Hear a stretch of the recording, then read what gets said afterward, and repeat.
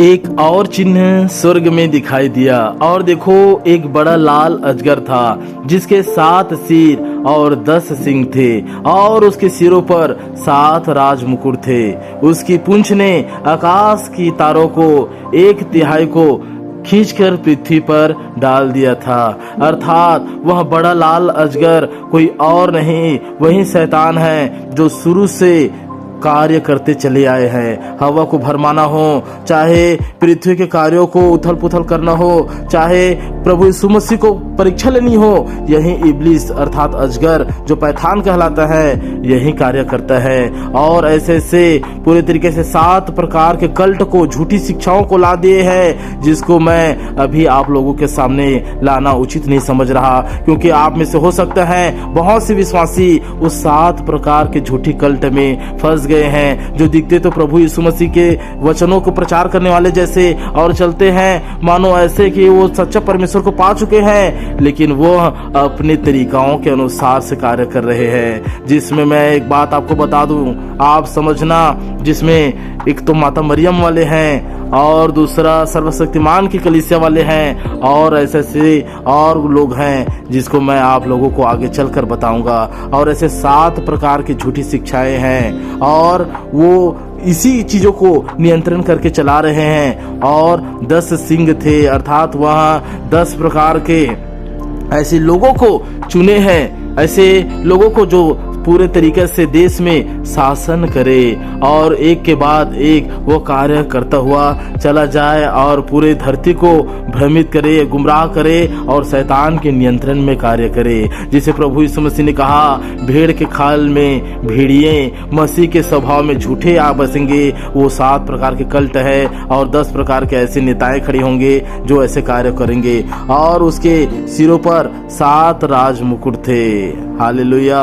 वह 7 राज मुकुट जो अभी तक करीबन 5-6 राज मुकुट हो चुके हैं, चाहे वह हिटलर हो चाहे और कोई हो, वह 5-6 तो हो चुके हैं, लेकिन अभी 1-2 और आएंगे जो यीशु मसीह के समय में भी था, अर्थात रोम सम्राट। और यह पूरे तरीके से शैतान की ओर से था, जो जब उत्पन्न होते हैं एक और आएगा जिसे एंटी क्राइस्ट कहते हैं, वो आखिरी रहेगा। जो 7 राजमुकुट थे उसमें एंटी क्राइस्ट लास्ट रहेगा, क्योंकि जितने भी अभी तक उत्पन्न होते आए हैं, चाहे हिटलर हो चाहे रोमी सम्राट हो चाहे जितने भी हो, वो सारे के सारे मसीह विरोधी थे। और 7 राजमुकुट का अर्थ है वो ऐसे 7 सम्राट जो मसीह विरोधी रहेंगे। हालेलुया।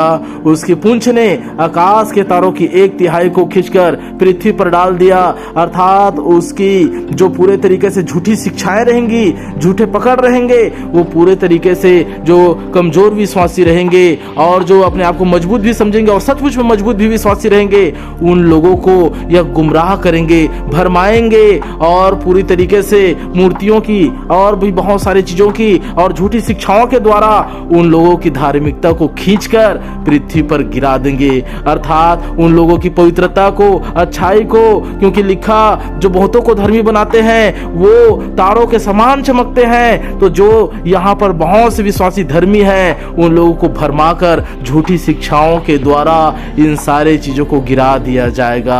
और ये सारे विश्वासी जो तारे के समान चमक रहे हैं, उन लोगों को ये अपनी झूठी शिक्षाओं में ऐसा जकड़ लेगा कि वो उसको गिरा देगा, चाहे डर के द्वारा, चाहे बल के द्वारा, चाहे भ्रमाने के द्वारा, चाहे लालच के द्वारा, उन सबों को गिरा दिया जाएगा।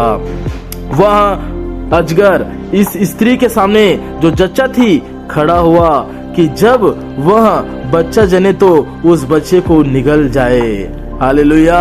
वो जो पूरी तरीके से इतने झूठे कल्ट के अनुसार शैतान जब कलीसिया पर हमला करेगा, अर्थात वह पूरे तरीके से 7 सिर अर्थात जो मैंने अर्थ को बताया और 10 सींग और 7 राजमुकुट, अर्थात 7 प्रकार की झूठी शिक्षा और 10 प्रकार के ऐसे नेता और 7 प्रकार के ऐसे सम्राट, ऐसे ऐसे लोगों के द्वारा यह पूरे तरीके से षड्यंत्र रचकर पूरे तरीके से मजबूत विश्वासियों को गिराने का पूरा जोर लगाएगा।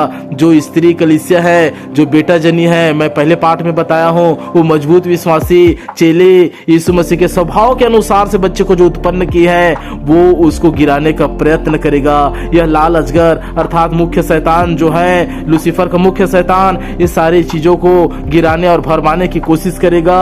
और वह स्त्री जो बेटा जनी है, वह सामर्थ्य के साथ उत्पन्न हुई है, जिस पर यह शैतान का कोई दाल नहीं गलेगा, कोई जाल नहीं चलेगा, कोई प्लानिंग उस पर सफल नहीं होगी। क्योंकि हम देखते हैं वह बेटा जनी जो लोहे का राजदंड लिए हुए सारे जातियों के ऊपर राज्य करने पर था, और वह बच्चा एकाएक परमेश्वर के पास और उसके सिंहासन के पास उठाकर पहुंचा दिया गया।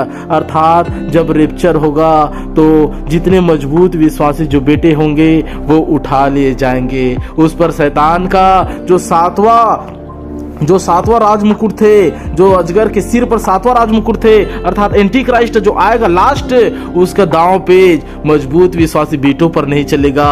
और यह बेटा एकाएक रेप्चर में परमेश्वर के पास उठा लिया जाएगा।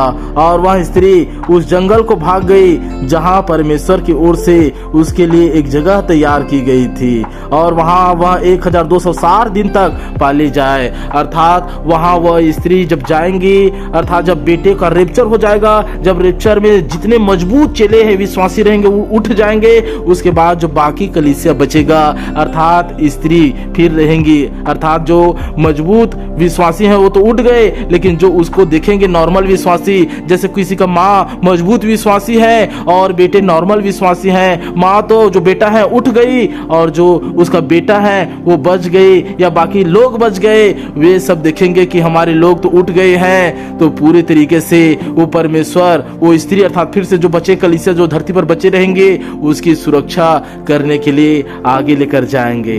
हालेलुया। तब तक नेक्स्ट पार्ट को आपको फिर से बताया जाएगा, और इस चैनल पर निश्चय बने रहे और आगे पार्ट को निश्चय देखना। तब तक के लिए आप सभी को जय मसीह की।